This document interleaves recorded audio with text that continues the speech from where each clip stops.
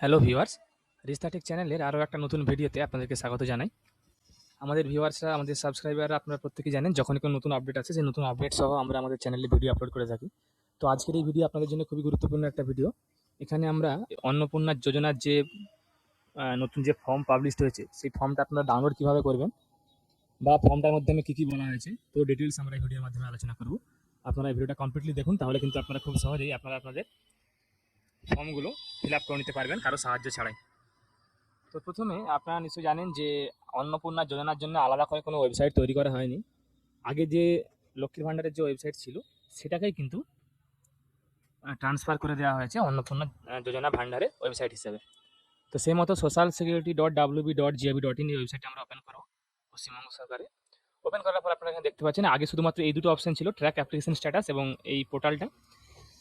তবে এর সঙ্গে কিন্তু এই তিনটে অপশন কিন্তু অ্যাড করে দেওয়া হয়েছে ফর্মের, একটা ইংলিশে, একটা বাংলায়, একটা হিন্দিতে।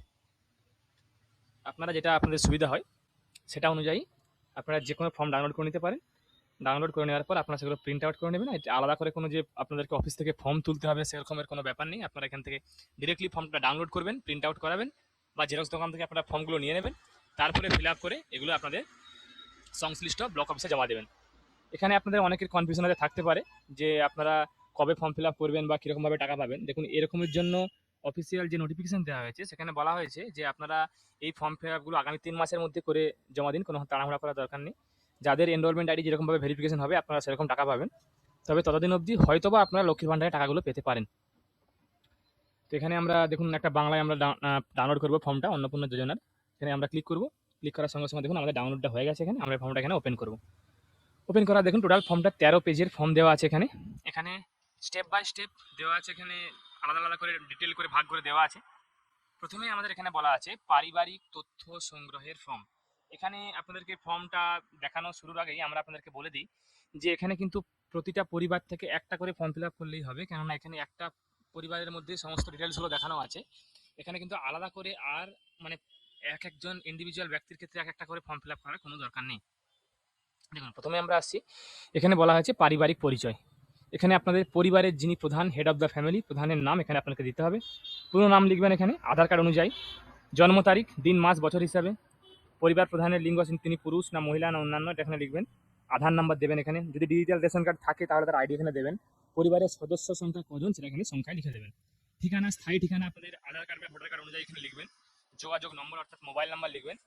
তারপরে আপনাদের পরিবারের প্রধানের সঙ্গে সম্পর্ক, আর এবং তার সঙ্গে সঙ্গে পরিবারের যতজন প্রধানের সদস্য আপনাদের আছেন তাদের প্রত্যেকের এখানে কিন্তু পরকে পর সদস্য 1, 2, 3 এই হিসাবে আপনার ডিটেলসগুলো কিন্তু এখানে দিয়ে দিতে হবে।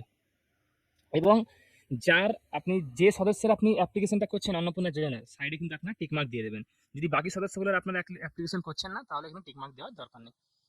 এরপরে দেখুন, পরিবারের প্রধান এবং পরিবারের সকল প্রাপ্তবয়স্ক সদস্যের ব্যাংক অ্যাকাউন্ট লাগবে।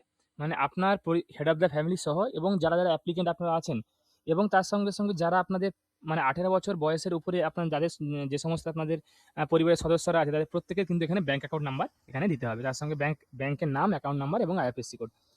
এরপরে আমরা আসবো, দেখুন প্রত্যেকে যাদের প্রাপ্তবয়স্ক যারা আপনারা আছেন তাদের প্রত্যেকের ভোটার তালিকার যে এপিক নাম্বার এবং বিধানসভা ক্ষেত্র এবং অংশ নাম্বার কিন্তু এখানে দিতে হবে।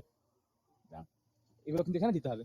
এরপরে আমরা আসি বিভাগ। এখানে আপনার ধরুন যদি কেউ এসসি থাকে বা এসসি থাকে, কেউ ওবিসি থাকে, তাহলে এগুলো সেক্ষেত্রে এখানে টিক মার্ক দিয়ে এবং তার সঙ্গে সঙ্গে আপনাদের এখানে যে শংসাপত্র সেটা একটা কপি আপনাদের এখানে অ্যাটাচ করে দেবেন এর সঙ্গে। এরপরে রেশন কার্ড, আপনাদের রেশন কার্ড আছে কি না এখানে আপনার শুধু টিক চিহ্ন দেওয়ার জায়গা আছে, হ্যাঁ বা না। যদি হ্যাঁ হয় তাহলে কার্ডের ধরনটা কীভাবে উল্লেখ করবেন, AY, SPHH বা RKSY 1 বা 2 বা ভর্তুকিবিহীন, সেটা এখানে টিক মার্ক দিয়ে দেবেন। এরপরে আপনার রেশন তুলছেন কিনা এগুলো সিম্পলভাবে দেখে এখানে দিয়ে দেবেন। তারপরে বাড়ির ধরনে বলা হয়েছে আপনার বাড়িতে কি 3 বা তার বেশি পাকা ঘর রয়েছে, যদি থাকে তাহলে হ্যাঁ দিবেন। এখানে চেষ্টা করবেন সমস্ত ইনফরমেশনগুলো ঠিকঠাক দেওয়ার, কেননা ভুলভাল ইনফরমেশন হলে আপনার অ্যাপ্লিকেশনটা কিন্তু রিজেক্ট হতে পারে। হ্যাঁ বা না এখানে হবে। জমির মালিকানা আপনাদের দেখুন এখানে বলা হয়েছে পারিবারিক জমির মালিকানা, এখানে হ্যাঁ বা না দেবেন। এবং যদি আপনাদের হ্যাঁ দেন তাহলে আপনাদের রেজিস্ট্রেশনের নথি, মিউটেশনের কপি এবং আর হালনাগাদ বলতে আপনাদের আপডেটেড বলতে বোঝানো হয়েছে আপডেটেডকে, অর্থাৎ আপনারা একটা বাংলা ভূমি পোর্টাল থেকে যে একটা রিসেন্ট একটা রেকর্ড আপনারা ডাউনলোড করে নেবেন, আপনাদের পেমেন্ট অ্যাপ্লিকেশন করে পেমেন্ট করার পর ডাউনলোড করে নেবেন, তারপরে সেই কপিটা আপনারা এখানে দেবেন। তারপরে দেখুন এখানে বলা হয়েছে পরিবারের সকল সদস্যের মোট জমির পরিমাণ, সেটা আপনারা এখানে দেবেন, কতটা আপনাদের আছে শতকে দেবেন। তাদের সঙ্গে সঙ্গে এখানে আরও আর জমির নথিটা আপনাদের এখানে লাগবে। যদি আপনাদের কোনো প্রাইভেট বা কমার্শিয়াল চালিত 4 চাকার গাড়ি যদি থাকে তাহলে এখানে দেবেন, তার নাম্বার দেবেন, গাড়ির রেজিস্ট্রেশন নাম্বার দেবেন। যদি কোনো আপনাদের পারিবারিক মানে অর্থাৎ পরিবারের কোনো সদস্যের স্বাস্থ্য বিমা থাকে তাহলে সেখানে এখানে দেবেন। যদি হ্যাঁ হয় তাহলে তার সেটা সরকারি না বেসরকারি তার প্রিমিয়ামের বিবরণ সহ পুরোটা এখানে দেবেন। এরপরে আপনাদের আয় বা পেশা আপনি কি করেন, এখানে আবার প্যান কার্ড বা পিট্যাক্স যেটা থাকবে হ্যাঁ বা না করবেন। পরিবারের প্রত্যেক সদস্যের নাম বা প্যান কার্ড যাদের অ্যাডাল্ট আছে প্রত্যেক সদস্যের নাম বা আপনারা প্যান কার্ড নাম্বার এখানে দিয়ে দেবেন।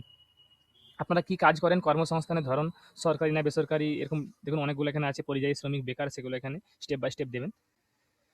সদস্য 1, 2, 3, 4 এরকম করে পরপর করে দেওয়া আছে, সেগুলো আপনারা এখানে দিয়ে দেবেন। এরপরে দেখুন বলা আছে পরিবারের শিক্ষিত প্রাপ্তবয়স্ক সদস্যদের সংখ্যা, পরিবারের অশিক্ষিত প্রাপ্তবয়স্ক সদস্যদের সংখ্যা। আপনাদের পরিবারে কতজন লিটারেট মানে অর্থাৎ শিক্ষিত প্রাপ্তবয়স্ক আছে এবং কজন অশিক্ষিত প্রাপ্তবয়স্ক আছে সেগুলো আপনারা এখানে পরপর দিয়ে দেবেন এবং তার সঙ্গে সঙ্গে সর্বোচ্চ শিক্ষাগত যোগ্যতা কত সেটা এখানে লিখে দেবেন। এরপরে দেখুন এখানে একটা অপশন দেওয়া আছে কোনো সদস্যকে আপনাদের কোনো সাংবিধানিক পদ, মন্ত্রী, সাংসদ, বিধায়ক, পৌর স্থানীয় সংস্থা বা এবং পঞ্চায়েত সংস্থার প্রাক্তন বা বর্তমান ধারক। প্রাক্তন বা বর্তমান দুটোই কিন্তু এখানে দিতে হবে। যদি হ্যাঁ হয় তাহলে হ্যাঁ লিখবেন, যদি না হয় তাহলে না লিখবেন। এর সঙ্গে সঙ্গে কোনো সদস্য যদি জিএসটি অধীনে নিবন্ধিত অর্থাৎ আপনার যদি কোনো সদস্যের নামে কোনো জিএসটি থাকে তাহলে আপনারা সেটা এখানে হ্যাঁ বা না এখানে লিখে দেবেন। তারপরে পরিবারের মোট বার্ষিক আয় টাকা যেটা আছে সেটা এখানে লিখবেন। এরপরে দেখুন এখানে একটা অপশন দেওয়া আছে সিএএ আবেদনের বর্তমান অবস্থা যদি থাকে, যদি আপনাদের সিএএ প্রযোজ্য হয় তাহলে হ্যাঁ লিখবেন, নাহলে না লিখবেন। এরপরে আমরা স্ক্রল করে নিচে আসবো, প্রত্যেকটা এখানে সদস্যদের অনুযায়ী পরপর দেওয়া আছে। এরপরে দেখুন যদি আপনাদের কোনো কিষাণ ক্রেডিট কার্ড থাকে, কোনো আর্টিসিয়ান ক্রেডিট কার্ড থাকে, মৎস্যজীবী ক্রেডিট কার্ড থাকে তাহলে সেগুলো এখানে দেবেন, বা স্টুডেন্ট ক্রেডিট কার্ড থাকে তাহলে সেগুলো এখানে দেবেন, না হলে না দেবেন। যদি এসআইআর 2026-এ নাম বাদ পড়ে থাকে তবে মামলাটি ট্রাইব্যুনালে বিচারাধীন কিনা সেটা যদি হ্যাঁ তাহলে হ্যাঁ দেবেন, যদি না হয় তাহলে না দেবেন। এরকম পরপর আপনাদের সব সদস্যগুলো দেখুন দেওয়া আছে। এরপরে আমরা আসছি নিচে, দেখুন এখানে আছে সামাজিক মর্যাদা এবং নির্ভরশীল ব্যক্তিগণ। এখানে আপনাদেরকে বিদ্যালয়ে অধ্যয়নরত পরিবারের সকল শিশুর বিবরণ, আপনাদের পরিবারে যে সমস্ত আপনাদের ছেলে বা মেয়েরা তারা যারা স্কুলে পড়াশোনা করে তাদের প্রত্যেকের কিন্তু এখানে নাম, শ্রেণী, বিদ্যালয়ের নাম এসবগুলো আপনারা এখানে পরপর দিয়ে দেবেন। এরপরে শিশুদের টিকাকরণের বর্তমান অবস্থা, যদি এখানে আপনাদের টিকা করিয়ে থাকেন তাহলে পরপর এখানে দেবেন, না হলে দেওয়ার কোনো দরকার নেই। এরপরে দেখুন এখানে বলা আছে আপনি কি কোনো সরকারি প্রকল্পের সুবিধা ডিবিটি এর মাধ্যমে পাচ্ছেন, যদি হ্যাঁ হয় তাহলে হ্যাঁ দেবেন, না হলে না দেবেন। এরপরে আমরা স্ক্রল করে নিচে আসবো।